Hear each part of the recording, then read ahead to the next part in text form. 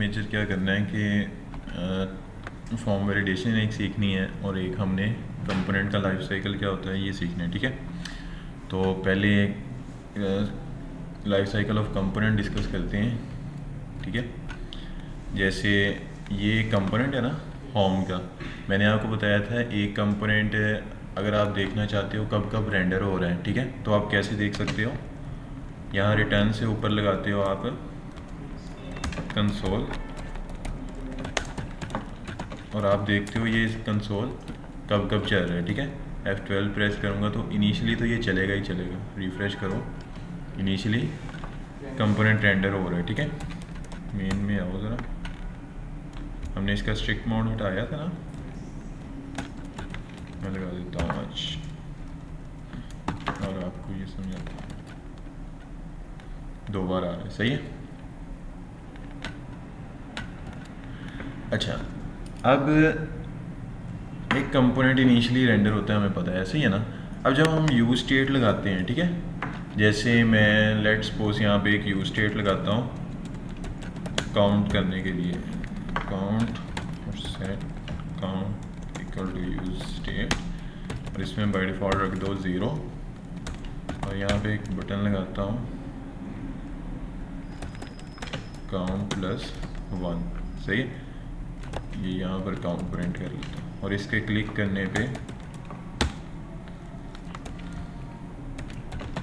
Set count में count plus 1 कर देता हूँ, ठीक है।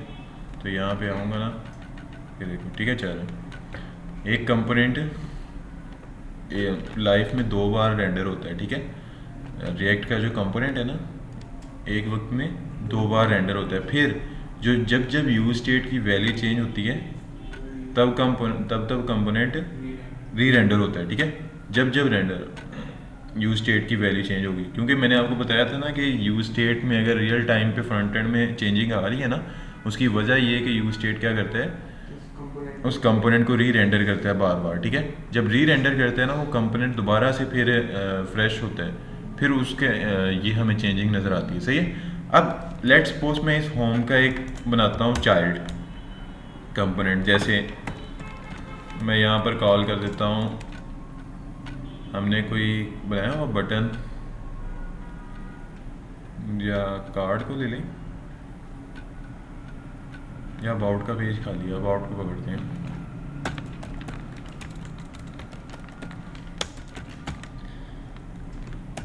इंपोर्ट फ्रॉम अबाउट के अंदर अबाउट, ठीक है। अब ये मैंने अबाउट को इस होम का चाइल्ड बनाया, ठीक है। अब इस चाइल्ड के अंदर भी मैं देखता हूँ कि ये कब कब कॉल होता है, ठीक है। अबाउट कंपोनेंट रेंडर, ठीक है। अब मैं रिफ्रेश करता हूँ,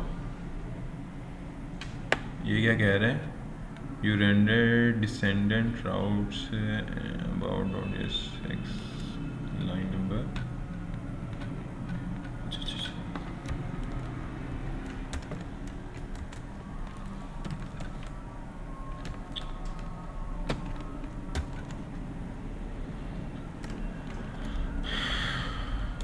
और कोई नहीं पड़ा हमारे पास कंपोनेंट, फुटर को उठा देते हैं, या फिर यहाँ पे अभी के लिए ना मैं एक कंपोनेंट बटन है ना हमारे पास, बटन को कॉल करते हैं, सही है। इसको ना राउटिंग में हमने ऐड किया होगा इस वजह से, बटन, और यहाँ पर करते हैं इंपोर्ट बटन फ्रॉम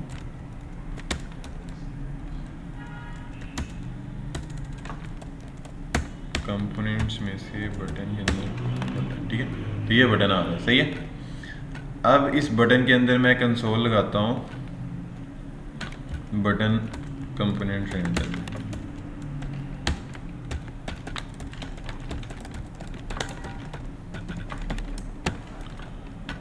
ठीक है।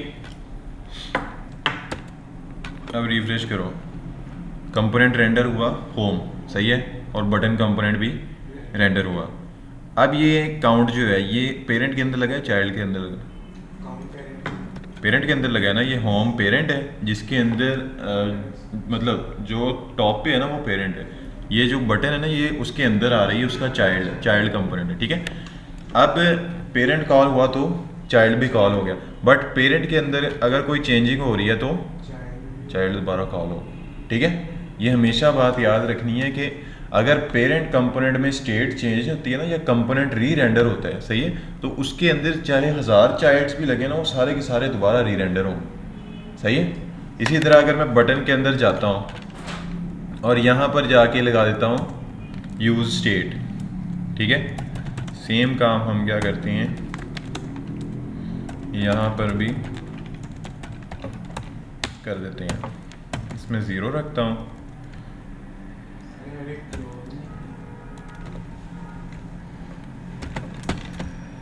और यहाँ पर 18 और इसमें काउंट प्लस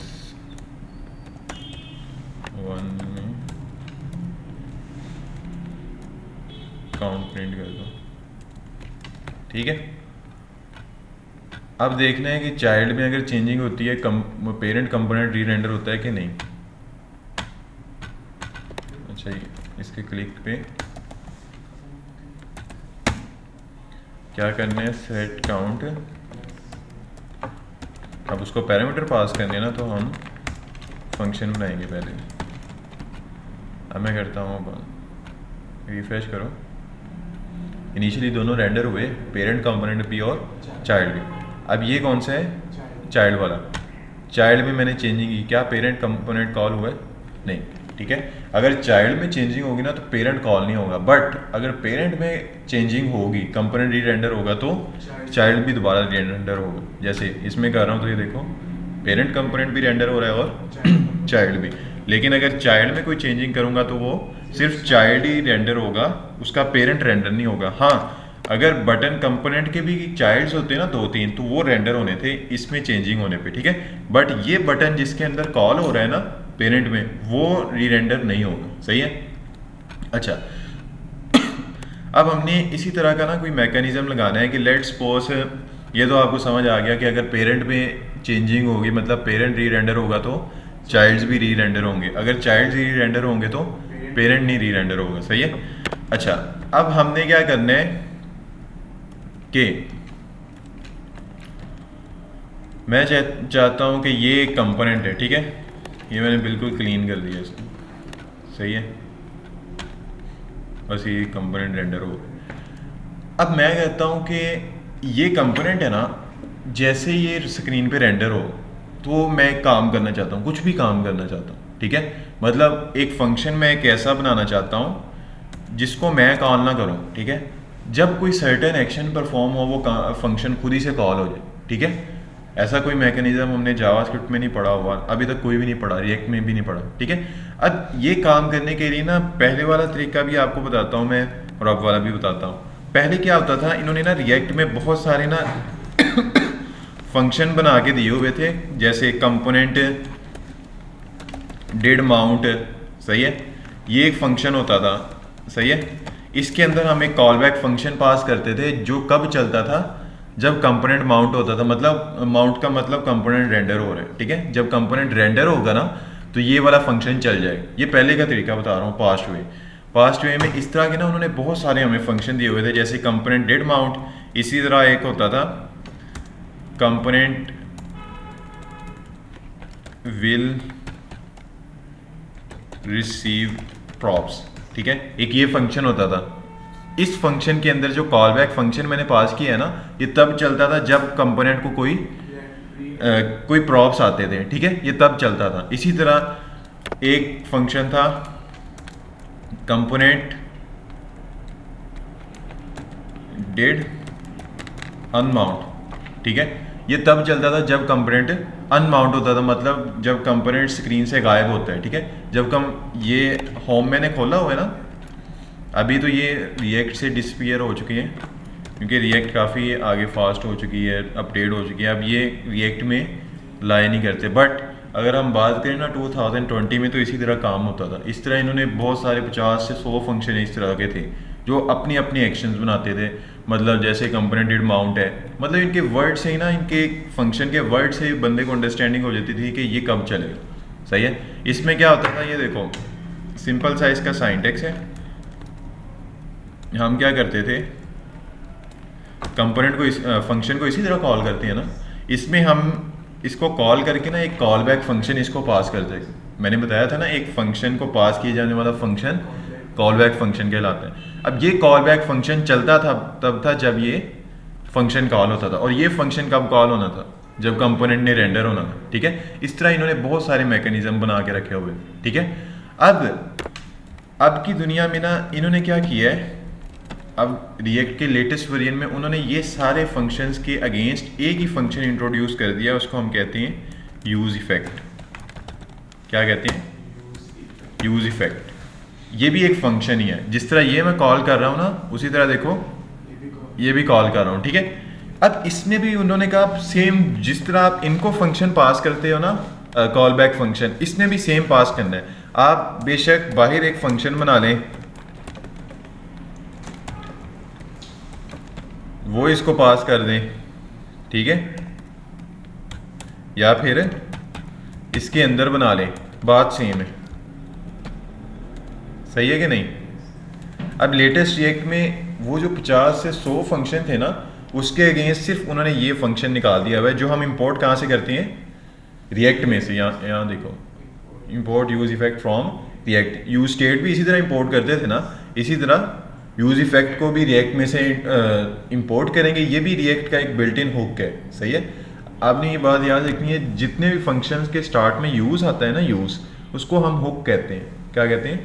हुक। अच्छा, अब यूज इफेक्ट भी क्या है, एक रिएक्ट का हुक है। अब ये करेगा क्या, ये भी मतलब इसके अंदर जो मैं फंक्शन पास करूंगा ना, ये उस फंक्शन को चलाएगा उन डिपेंडेंसीज के ऊपर जो मैं इसको दूंगा। ठीक है, कि अगर लेट्स सपोज काउंट की वैल्यू चेंज होती है तो ये फंक्शन दोबारा चलाओ, अगर लेट्स सपोज स्क्रीन में कंपोनेंट माउंट हुआ है ना, तब चलाओ इस फंक्शन को। ठीक है, अब पहले पैरामीटर में तो ये आपसे एक कॉल बैक फंक्शन से फंक्शन मांगता है। अब ये फंक्शन आप यहाँ पर बना लें, वो ज़्यादा बेस्ट है। ठीक है, और दूसरे पैरामीटर में ये आपसे एक मांगता है, एक अरे। क्या मांगते हैं? अरे। अब ये अरे क्या है, उस पर मैं आता हूँ, बट अभी याद रखो यूज इफेक्ट के दो पैरामीटर्स हैं, एक कॉल बैक फंक्शन पास करना है पहले पैरामीटर में, दूसरे में ब्लैंक अरे। ठीक है, ये फंक्शन कब चल रहे हैं, अगर अरे ब्लैंक है, ठीक है, तब ये फंक्शन जैसे ये कंपोनेंट रेंडर होगा ना, तब ये फंक्शन चल जाएगा। अब इसके अंदर मैं लिख देता हूं कंपोनेंट माउंट। ठीक है, अब यहां रिफ्रेश करो, कंपोनेंट रेंडर हुआ और कंपोनेंट माउंट हुआ। ठीक है, तो ये कंपोनेंट माउंट मैंने किसके अंदर लगाया था, यूज इफेक्ट के अंदर। ठीक है, तो ये वाला, अगर इसको हम कहते हैं, ये जो अरे है ना, ये अरे, इसको कहते हैं डिपेंडेंसी अरे। क्या कहते हैं? डिपेंडेंसी अरे। मतलब ये वाला फंक्शन किन किन पे डिपेंडेंट है। ठीक है, ये हम डिफाइन करते हैं इस अरे के अंदर। अगर डिपेंडेंसी अरे खाली है, ब्लैंक है, तब ये कंपोनेंट, तब ये फंक्शन कब चलेगा, जब कंपोनेंट रेंडर होगा। सही है, इनिशियली रेंडर होगा। देखो, कंपोनेंट रेंडर हुआ और कंपोनेंट माउंट हुआ। सही है। अच्छा, इस कंपोनेंट को, इस फंक्शन को चला कौन रहा है, ये use effect on the behalf of this dependency. ठीक है, अब ये वाला तरीका आसान है कि ये वाला आसान है। अगर इनकी तरफ हम जाए ना, तो ये 50 से 100 फंक्शन थे और हमें उस वक्त काम करने में बड़ी डिफिकल्टीज आती थी। ठीक है, अब लेटेस्ट रिएक्ट में उन्होंने इन सब के अगेंस्ट ये सिर्फ ये एक छोटा सा फंक्शन इंट्रोड्यूस कर दिया, जो इन सब के काम हैंडल करते हैं। ठीक है, अभी तो इसका सिर्फ एक यूज केस मैंने आपको बताया है कि ये इनिशियली रेंडर होता है। अब लेट्स सपोज मैं सेम यहाँ पर ना दोबारा लगाता हूँ यूज स्टेट। गलती की, पहले हटाना ही नहीं चाहिए, यूज स्टेट। ठीक है, और उसमें रख देता हूँ 0, और यहाँ पे एक बटन लगाओ, इंक्रीमेंट, और यहाँ पे आ जाएगा काउंट। ठीक है, और इसके क्लिक करने पे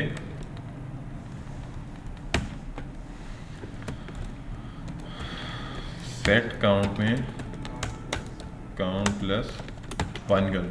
सही है, और इसको अगर डिज़ाइन भी देना है तो आप क्लास के दो btn सक्सेस। अब देखो ये कंपोनेंट रेंडर हुआ, ये कंसोल मैंने कहाँ लगाया है, ये रिटर्न से ऊपर, सही है। और फिर कंपोनेंट माउंट हुआ, ठीक है।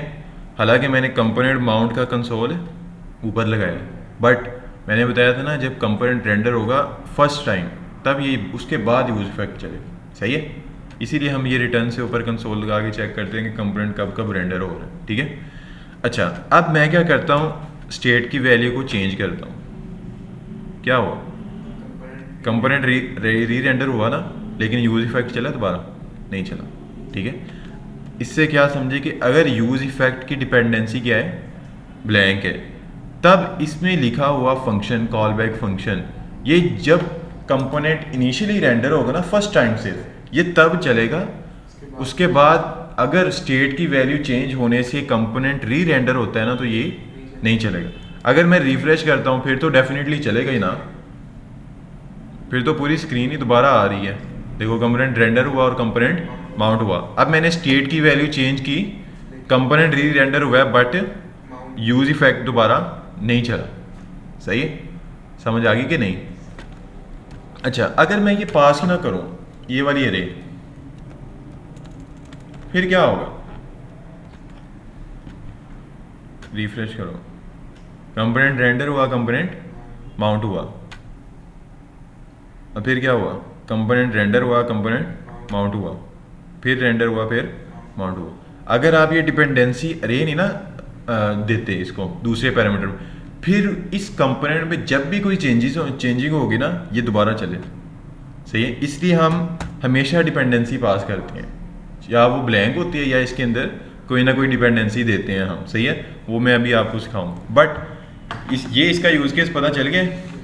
अब अगर आपने कोई कंपोनेंट में, लेट्स सपोज आप कहते हो होम के पेज में जैसे ही मैं आऊँ ना तो ये वाला फंक्शन चले, तो हम क्या करेंगे, यूज इफेक्ट का यूज़ करेंगे, ठीक है। इसके पहले पैरामीटर में कॉल बैक फंक्शन देना है जो इसने कॉल करने इस बिहाफ पे, इस डिपेंडेंसी के बिहाफ पे।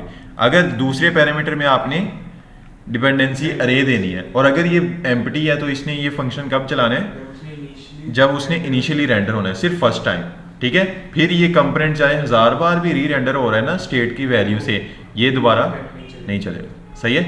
अच्छा, अब इसका एक और यूज केस है कि अगर यहाँ पर मैं एक और यूज इफेक्ट लगाता हूँ, आप एक से ज़्यादा लगा सकते हो एक कंपोनेंट में, 10-12 लगा लें, कोई इशू नहीं, सही है। अब मैं एक और पास करता हूँ यूज इफेक्ट, ठीक है। अब अगर आप चाहते हो कि इसके अंदर आप रिटर्न लगाओ और रिटर्न के आगे फिर एक एरो फंक्शन बनाओ। अब मैं आपको बताता हूँ ये कब चलेगा, इसको मैं कहता हूँ कंपोनेंट अनमाउंट, सही है। अब रिफ्रेश करो, अब क्या हो गया, कंपोनेंट रेंडर हुआ, फिर कंपोनेंट माउंट हुआ और फिर अनमाउंट हुआ, फिर माउंट। इसका क्या मतलब, एक्चुअली जब आप यूज इफेक्ट के कॉल बैक के फंक्शन के अंदर रिटर्न लगा के और उसके अंदर फंक्शन पास करते हो ना, तो ये वाला फंक्शन तब चलता है जब ये कंपोनेंट स्क्रीन से गायब होता है, ठीक है। मतलब आप समझो आप होम में थे ना, आप आए कॉन्टैक्ट में, तो ये देखो कंपोनेंट अनमाउंट चला, ये किसके अंदर था, नेस्टेड फंक्शन के अंदर ही, ठीक है। ये कब चल रहा है, जब स्क्रीन से वो कंपोनेंट गायब होगा, इसने तब चलना है, सही है। अच्छा, अब मज़े की बात यहाँ पर आओ, आप होम पेज में दोबारा रिफ्रेश करो, कंपोनेंट रेंडर हुआ। जब आप ये 2 बार कंसोल देख रहे हो ना, इसका क्या मतलब है, यहाँ से क्या समझे, एक बार कंपोनेंट माउंट होता है मतलब स्क्रीन पे रेंडर होता है, फिर वो एक बार एक लम्हे के लिए स्क्रीन से गायब हो जाता है, ठीक है, और फिर दोबारा वो माउंट होता है। ये 2 बार एक्चुअली स्क्रीन पे रेंडर होता है इनिशियली भी, सही है। लेकिन ये इतनी फास्टली ये गायब होके वापस आता है ना कि हमें ग्लिच फील नहीं होता। बट अगर मैं इसके अंदर लगाऊं ना, मैं कंसोल ख़त्म करके अलर्ट लगा देता हूँ, रिफ्रेश करो, कंपोनेंट रेंडर हुआ, कंपोनेंट माउंट हुआ, ठीक है। और अब अनमाउंट होना था ना इसने, अब अनमाउंट पे मैंने अलर्ट लगा दिया, वो रुक गया। अब मैं ओके करूँगा, फिर माउंट होगा, सही है। ये 2 इसके यूज केसेस हैं, most popular use cases use effect के। एक, अगर आप चाहते हो ना कि कंपोनेंट में इनिशियली रेंडर पे मैं कोई डाटा लोड करना चाहता हूँ, ठीक है, या एक फंक्शन चलाना चाहता हूँ, डेफिनेटली उस फंक्शन में हम डाटा मंगवाएंगे, सही है।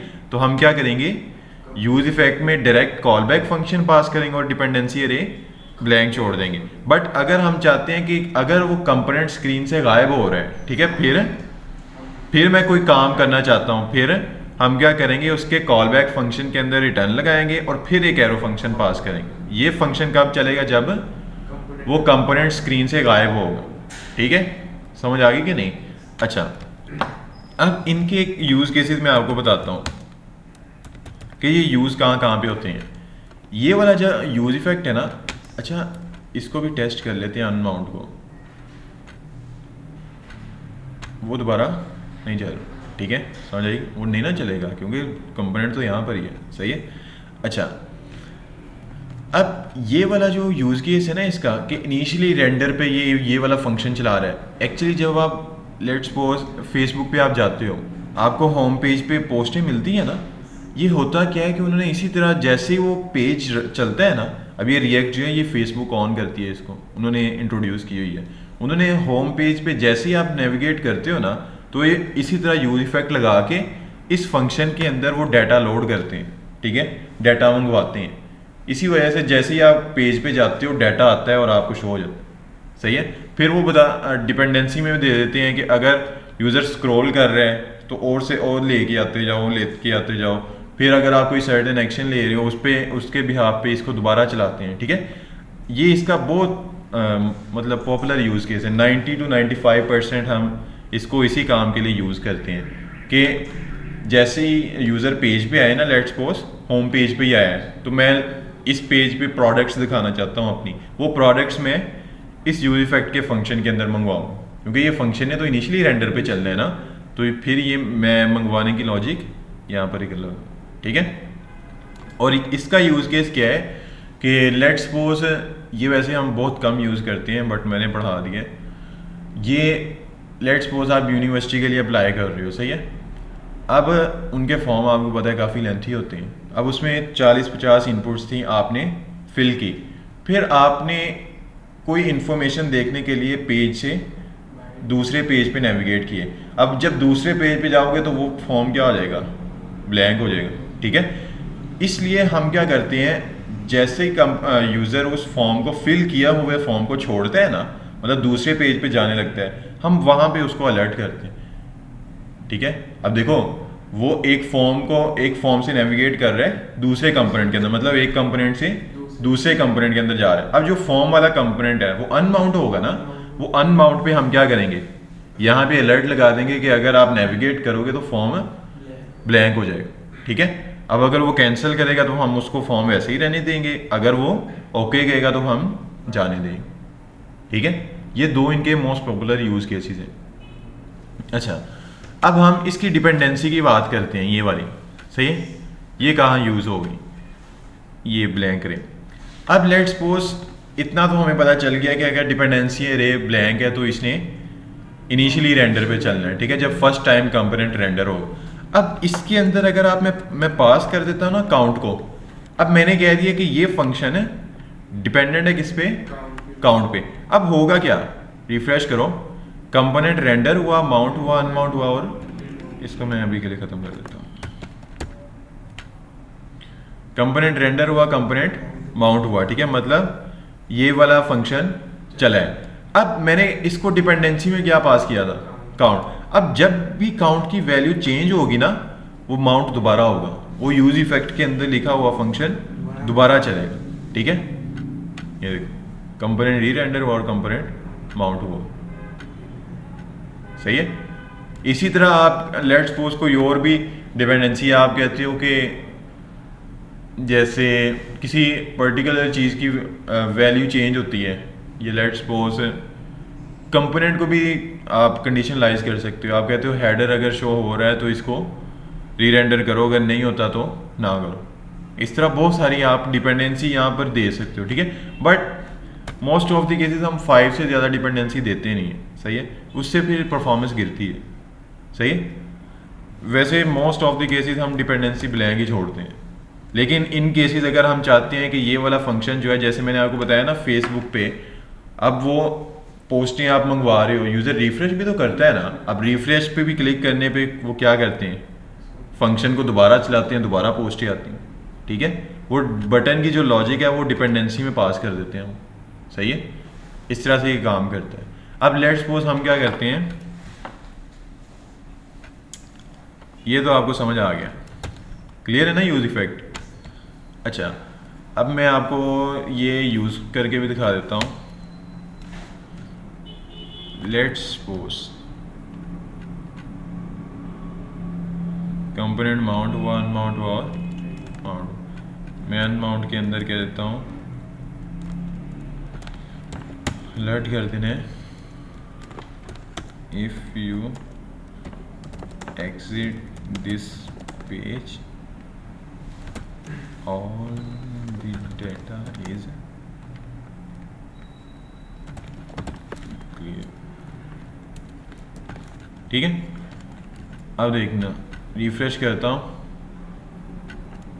जैसे ही मैं पेज चेंज करने लगूंगा वो अलर्ट दे देगा, ठीक है। ये दूसरा यूज केस तो पता चल गया है ना, ये वाला, ठीक है, कि ये अक्सर औकात होता है, आप किसी वेबसाइट में भी जाओ ना, या लेट्स सपोज किसी वेब ब्राउज़र पे आप काम किया, MS वर्ड पे ही फाइल बनाई है, आप उसको सेव किए बगैर अगर टैब क्लोज करते हो, आपको इसी तरह अलर्ट करते हैं कि आपने सेव नहीं किया और क्लोज कर रहे हो, ठीक है, तो ये सेव नहीं होगा, सही है, फिर आप उसे सेव करते हो, फिर आप मूव करते हो, सही है। तो ये सारी लॉजिक इसमें आ जाएगी, और इसकी ये तो समझ आ गया ना। अब मैं ये दूसरे वाला आपको यूज़ करके दिखाता हूँ। हम क्या करते हैं, इंटरनेट से डाटा मंगवाना हो तो हम क्या करते हैं, APIs कॉल करते हैं ना।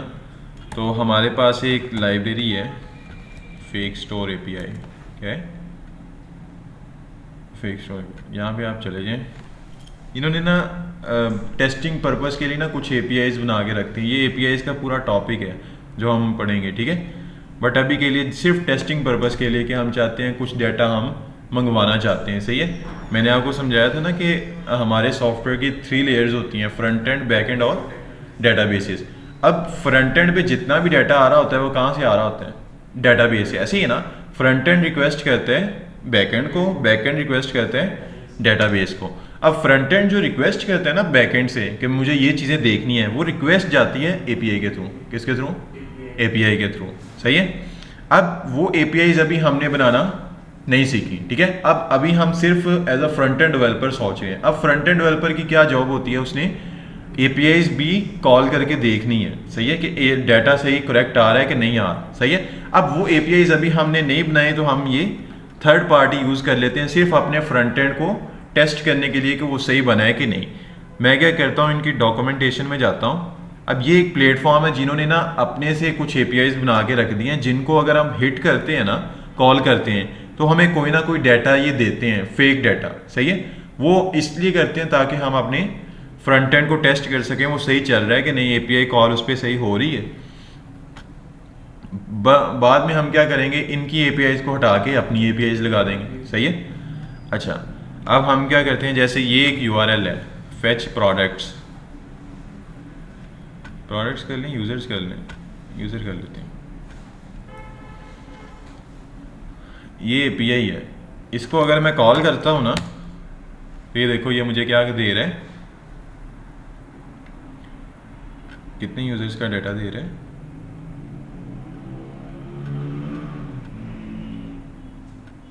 आई थिंक 20 यूजर्स का ये डाटा दे रहा है मुझे, सही है।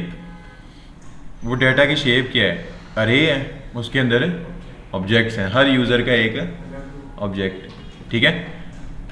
अब इसको हम कॉल कर लेते हैं, या प्रोडक्ट्स को देख लें तो वो ज़्यादा बेटर है।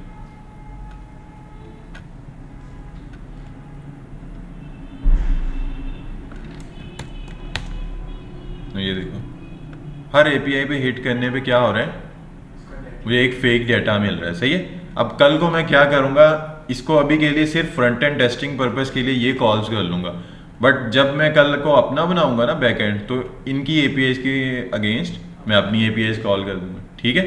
अब इन APIs को कॉल कैसे करना है, अब ये उसने मुझे एक API प्रोवाइड की है कि इस URL पे अगर आप जाते हो ना, तो मैं ये वाला इतना डाटा दूंगा आपको, सही है।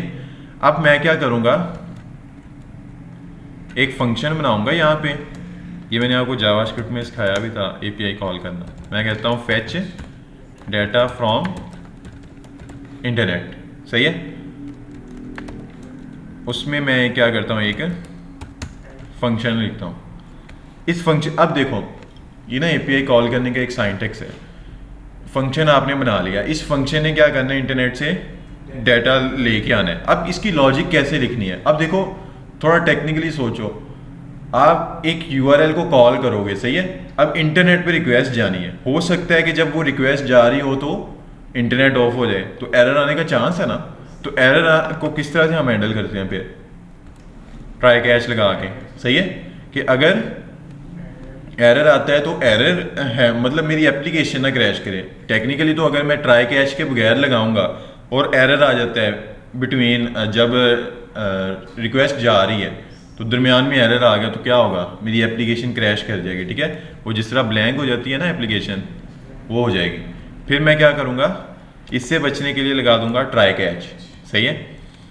और यहाँ पर फिर मैं अपनी मतलब ट्राई के अंदर हम वो कोड लिखते हैं ना जिसमें हमें चांस होता है एरर आ सकता है। तो मैं यहाँ पे एक वेरिएबल बना लेता हूँ रिस्पॉन्स। अब एपीआई कैसे कॉल करनी है, मैंने आपको एक फेच का फंक्शन पढ़ाया था, ऐसे ही है ना जावास्क्रिप्ट के अंदर। इसके अंदर आप वो पास करते हो यूआरएल जहाँ से आपने डाटा मंगवाना होता है। अच्छा, प्रोफेशनली तौर पर हम फेच का बहुत कम यूज़ करते हैं। हम एक थर्ड पार्टी लाइब्रेरी होती है उसको यूज़ करते हैं फ्रंट एंड से एपीआई कॉल करने के लिए, ठीक है। उसको हम कहते हैं एक्सियस। क्या कहती हैं, एक्सियस। ये एक लाइब्रेरी है जो फ्रंट एंड से एपीआई वगैरह कॉल करने के लिए यूज़ होती है, ये ठीक है। ये बता रहा है आपको कि इसको इंस्टॉल करो, ये डिफरेंट पैकेजेस के साथ है, या फिर लिंक करना चाहते हो लिंक कर लो, सही है। तो हमने क्या किया, इंस्टॉल कर लिया, ठीक है। ये बहुत सिंपल है यूज़ करना। इसको इंस्टॉल करते हैं npm इंस्टॉल एक्सियस, ठीक है।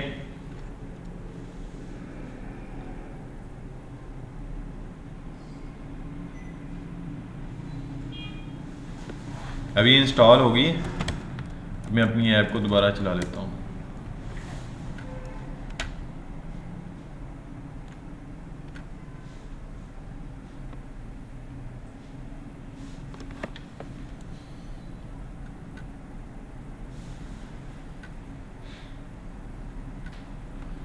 ठीक है,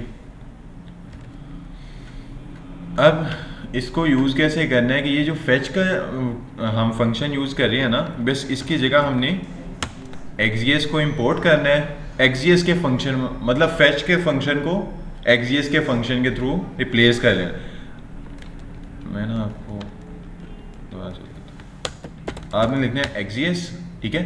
फिर डॉट लगा के आपने बताना है कि आपने एपीआई किस मेथड की कॉल करनी है। मैंने आपको बताया था ना HTTP मतलब इंटरनेट से रिक्वेस्टें मंगवाने के लिए HTTP के 4 मेथड्स होते हैं, कितने, 4 मेथड्स। पहला होता है गेट, ठीक है। गेट का मेथड क्या करता है, इंटरनेट से इंफॉर्मेशन लेके आता है। अगर आपने डाटा मंगवाना हो ना इंटरनेट से तो हम कौन सी रिक्वेस्ट करते हैं, गेट की। अगर डिलीट करना हो तो डिलीट की, अगर अपडेट करना हो तो पुट की, अगर क्रिएट करना हो तो पोस्ट की रिक्वेस्ट। ये इसके HTTP के 4 मेथड्स हैं, गेट, पोस्ट, पुट और डिलीट। पोस्ट मीन आपने इंटरनेट पे कोई डाटा क्रिएट करना है, पुट मीन अपडेट करना है, ठीक है। डिलीट करना। अभी हमने क्या करना है, हमने तो इंफॉर्मेशन मंगवानी है ना, तो हम करेंगे इसका गेट का फंक्शन। आप लिखोगे एक्सियस और डॉट लगा के जिस भी मेथड की आपने रिक्वेस्ट करनी है ना उस मेथड को कॉल कर लेंगे। जैसे मैंने गेट की करनी थी तो मैंने गेट को कॉल कर, और इसके अंदर सिंपली वो यूआरएल पास कर देंगे जहां से मंगवानी, सही है। अब मैं क्या करता हूं, यहाँ पर रिस्पॉन्स को कंसोल कर लेता हूँ, सही है। और अगर कोई एरर आता है तो कहता हूँ एरर फेचिंग प्रोडक्ट्स, ठीक है। अब इस फंक्शन को मैं कहाँ पे कॉल करूँ, मैं चाहता हूँ जैसे ही, या तो देखो दो ही सिनेरियो होते हैं, या आप किसी बटन के क्लिक करने पे इस फंक्शन को कॉल करो, या फिर आप चाहते हो कि जैसे ये पेज लोड हो तो ये कॉल हो जाए। अभी हम क्या करते हैं, किसी बटन के ऊपर लगा के देख लेते हैं, बटन गेट प्रोडक्ट्स, और इसके क्लिक करने पे फेच डेटा, इसको कॉल कर देते हैं। ठीक है,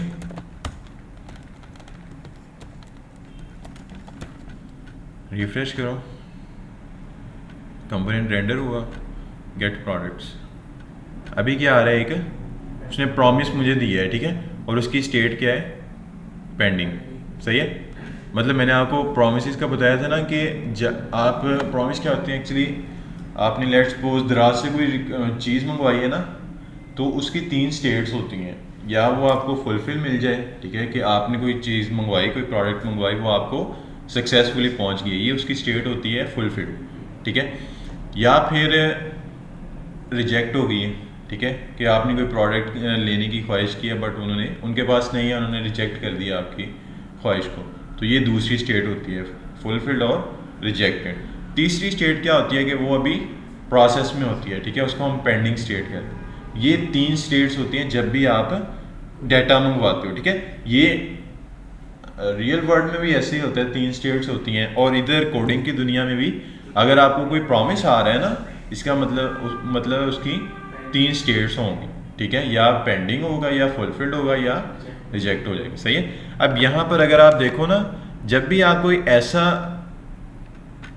एरर देखो ना कि प्रॉमिस आ रहा है, उसकी स्टेट क्या है, पेंडिंग है, इसका मतलब क्या है कि अभी वो डाटा लोड हो रहा था इंटरनेट से, ठीक है, आपने वेट नहीं किया। सही है, अब ये प्रॉमिसेस जो है ना, ये लेटेस्ट जावास्क्रिप्ट में ज़्यादा यूज़ नहीं होते। इसके अगेंस्ट मैंने आपको एक और सिनेरियो बताया था, एसिंक प्रोग्रामिंग।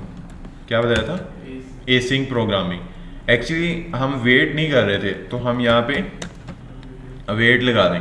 अगर मैं एसिंक रीना लगाऊंगा तो वेट मुझे एरर दे दे, क्योंकि मैंने आपको बताया था ना 2 तरह की प्रोग्रामिंग्स होती हैं, सिंक और एसिंक प्रोग्रामिंग। सिंक प्रोग्रामिंग में वेट नहीं किया जाता, कोड मतलब सडनली चलता है, फ़ौरन चलता रहता है, इंस्टेंटली। सही है, बट अगर आप किसी स्टेट के ऊपर लेट्स सपोज, क्योंकि अगर मैं इसको एसिंक ना करता तो ये फंक्शन क्या कर रहा था, ठीक है, मेरा डाटा का लोड वेट ही नहीं कर रहा था, आगे से आगे चल रहा था। ठीक है, होता क्या है सिंक प्रोग्रामिंग में ना, यहाँ पर वेट हो रहा है ना, डाटा आने में टाइम होता है। सिंक प्रोग्रामिंग क्या करती है, इस लाइन को स्किप कर देती है, ठीक है, बाकी वाला लोड कर देती है सारा।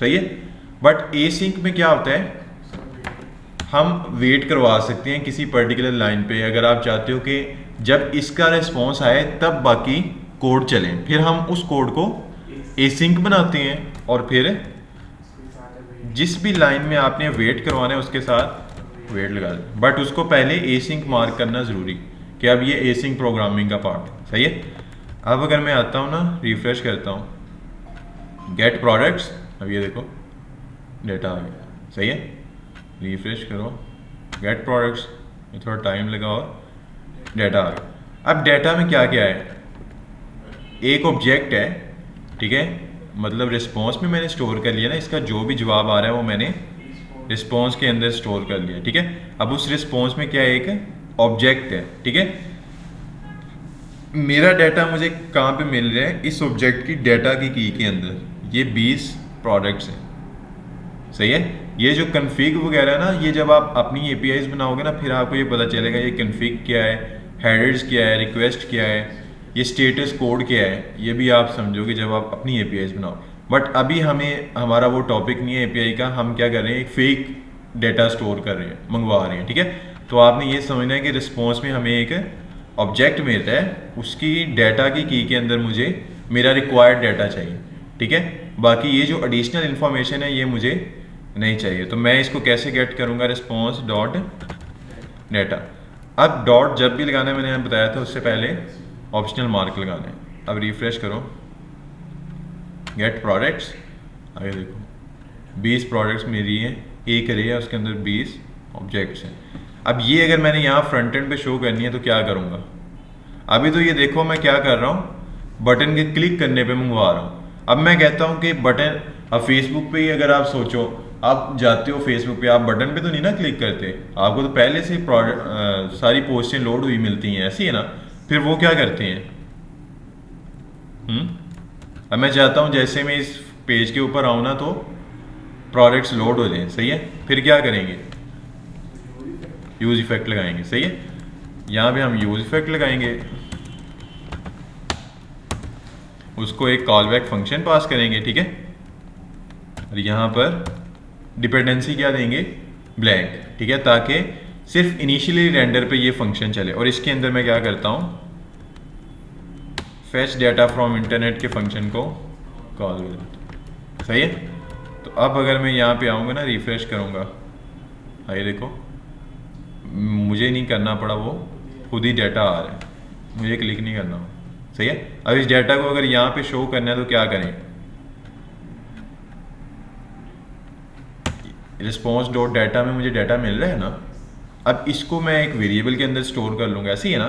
बट रीज़न क्या है, अगर मैं इसके अंदर वेरिएबल बना भी लूँ ना, data equal to response dot data, अब ये वेरिएबल जो है ये किस स्कोप के अंदर है, लोकल स्कोप के अंदर है, ऐसे ही है ना, फंक्शन के अंदर है, एक ब्लॉक के अंदर है। क्या ये वेरिएबल बाहर एक्सेसिबल होगा, नहीं, तो मैं इसको यूज़ भी नहीं कर सकता, ऐसे ही है ना।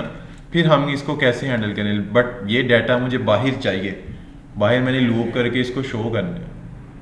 फिर मैं क्या करूँगा, मैं ये लोकल वेरिएबल नहीं बनाऊँगा, मैं एक स्टेट का वेरिएबल बना लूँगा, ठीक है। उसको कह दूँगा डाटा और सेट डाटा, क्योंकि स्टेट तो ग्लोबली बनती है ना। उसमें बाय डिफ़ॉल्ट क्या रखूँ, एक, क्योंकि अरे ही सेट करनी है, मैंने एक अरे सेट करनी है, तो डिफ़ॉल्ट भी एक अरे ही रखूँगा। और यहाँ पर जब डाटा आ जाएगा तो सेट डाटा करके, रिस्पॉन्स किसके अंदर, डाटा ही रख रहे हैं, ये देखो सेट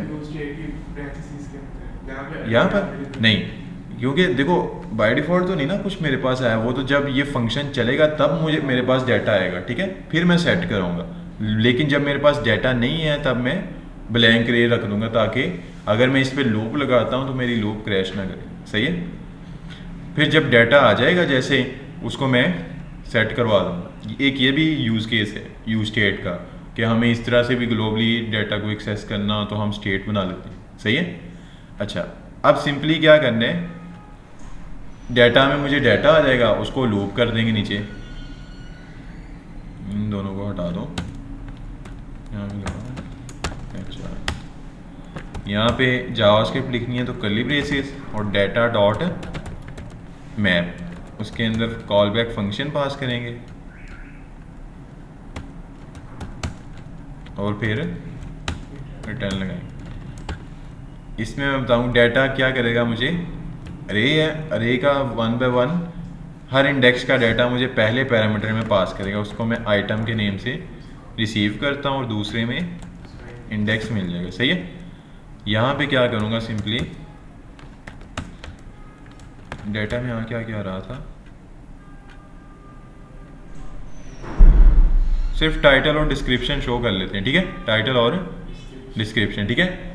हर ऑब्जेक्ट के अंदर टाइटल और डिस्क्रिप्शन है, तो मैं क्या कहता हूँ, आइटम डॉट टाइटल और आइटम डॉट डिस्क्रिप्शन, इसको कर दें पी, सही है। और डेफिनेटली इसको की भी पास करनी है ना, यूनिक करने के लिए। तो अब अगर मैं रिफ्रेश करता हूँ, जैसे ही डाटा आएगा डाटा शो हो जाए, सही है। यहाँ से मैं क्या करता हूँ, टेक्स्ट सेंटर हटा देता हूँ, रिफ्रेश किया, कंपोनेंट रेंडर हुआ, कंपोनेंट डाटा आया और शो हो गया। बट एक इशू है, रिफ्रेश करो, जितनी देर तक डाटा नहीं आ रहा तब तक स्क्रीन ब्लैंक होती है, ग्लिच आता है, ऐसे ही है ना। फिर इससे कैसे बचें, वो लोडिंग दिखाते हैं ना, तो लोडिंग लगाएंगे, सही है। एंड डिज़ाइन इसमें नहीं ना यूज़ हमने की, तो मैं एंड डिज़ाइन को इंस्टॉल कर लेता हूँ।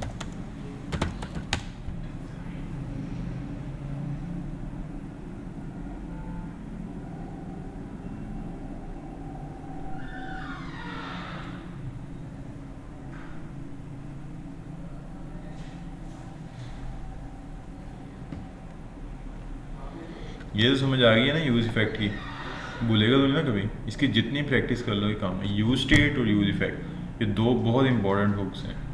और भी छोटे छोटे कुछ है, use call back, use memo और एक यूज़ रेफ, ये हम इंशाल्लाह नेक्स्ट फिर पढ़ेंगे।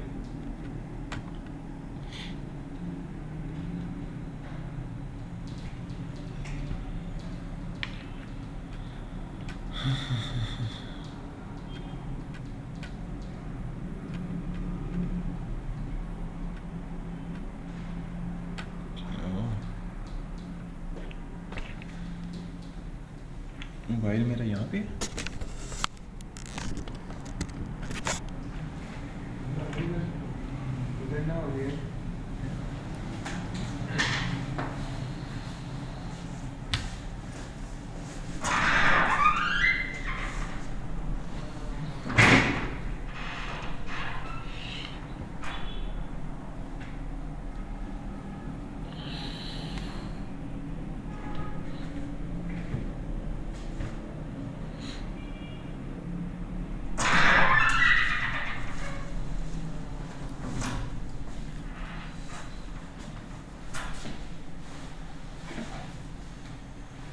बड़ा टाइम लेती है।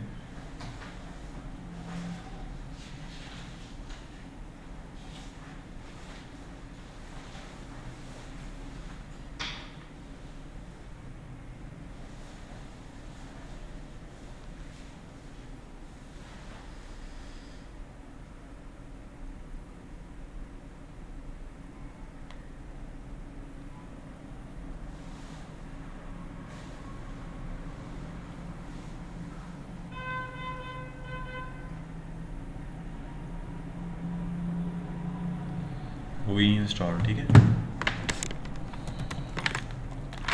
npm start.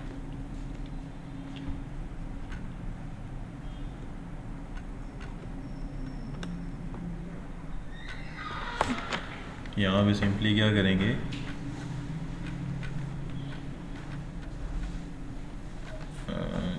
यहाँ पे एक स्टेट बना लेंगे, या फिर वैसे भी कर सकते हैं कि अगर डाटा है तो ये करो, ठीक है, मतलब डाटा पे लूप लगा दो। अगर नहीं है तो एंड डिज़ाइन का एक कंपोनेंट है स्पिन के नाम से, किस नाम से, स्पिनर इसका, ठीक है, वो दिखा देंगे। अगर डाटा नहीं है तो रिफ्रेश करो,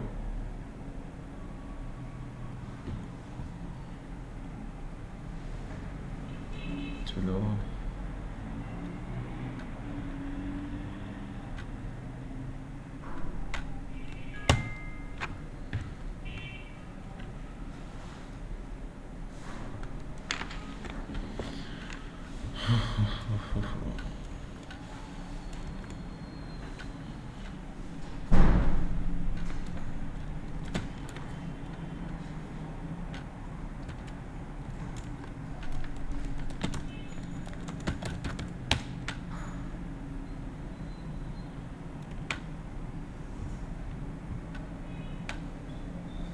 यहाँ देखो,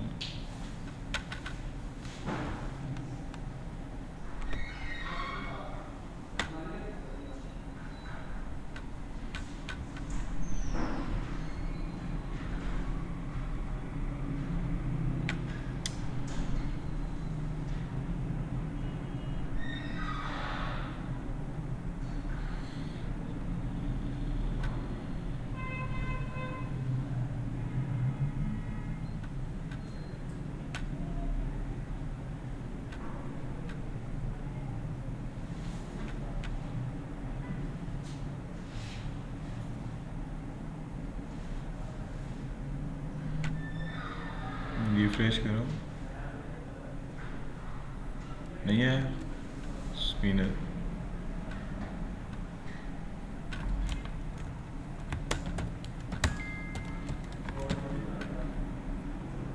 अगर डेटा है तो ये करो, अगर नहीं है तो ये करो।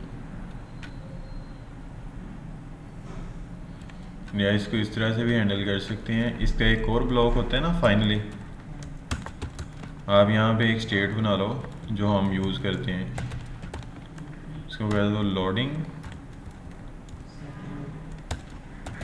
सेटअप, क्योंकि इसमें बोला क्या होगा, अगर डाटा लेट्स सपोज एरर आ जाता है फिर तो ये लोडिंग ही दिखाता रहेगा, फिर तो नहीं ना लोडिंग दिखानी।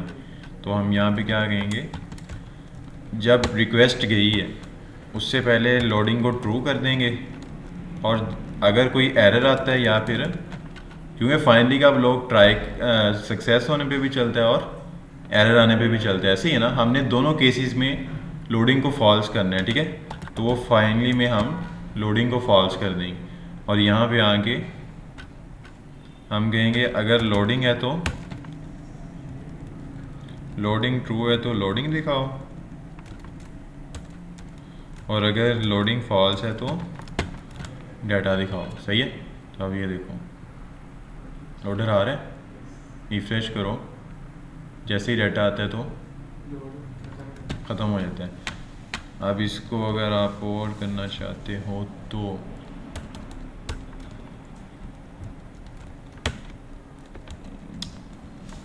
इसको ले लो एक डिव के अंदर,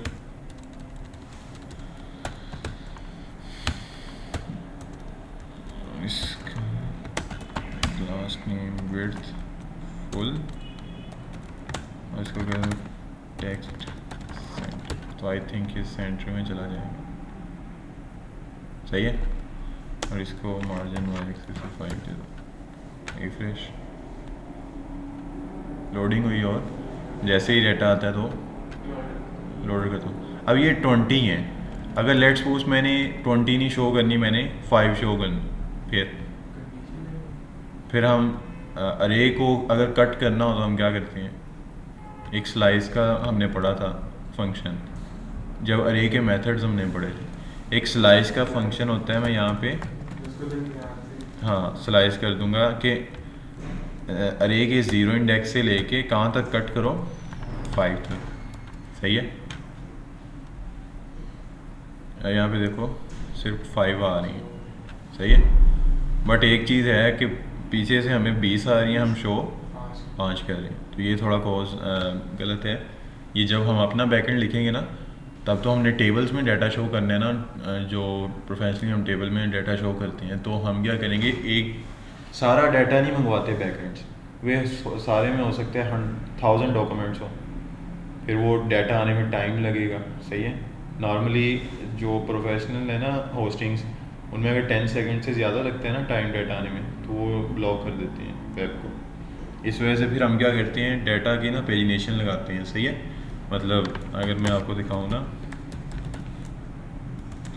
वो आप अक्सर वेबसाइट्स में देखते हो ना, इस तरह के नीचे क्या आ रही होती हैं, पेजिनेशन, आप 1 2 नेक्स्ट से नेक्स्ट जाते हो, नए से नए डाटा आता रहता है। फिर हम ये प्रोफेशनली लगाते हैं। सही है, कि एक पेज में मैक्सिमम 15 आ जाए पोस्टिंग। सही है। फिर जैसे यूज़र दूसरे पेज पे जाए फिर नेक्स्ट 15 आ जाए, फिर जैसे थर्ड पे जाए फिर नेक्स्ट 15 आ, ये हम करते हैं। सारा डाटा कभी भी डाटाबेस से नहीं मंगवाते, वो ये मैंने बताया कि लोडिंग में टाइम लगेगा, आपकी वेब की परफॉर्मेंस गिरेगी। ठीक है। तो मेजर आज हमने ए बी आई कॉल करना सीख लिया और यूज़ इफेक्ट का यूज़ केस देख लिया। ठीक है। और क्या है, ठीक है, फिर बाकी इंशाल्लाह मंडे को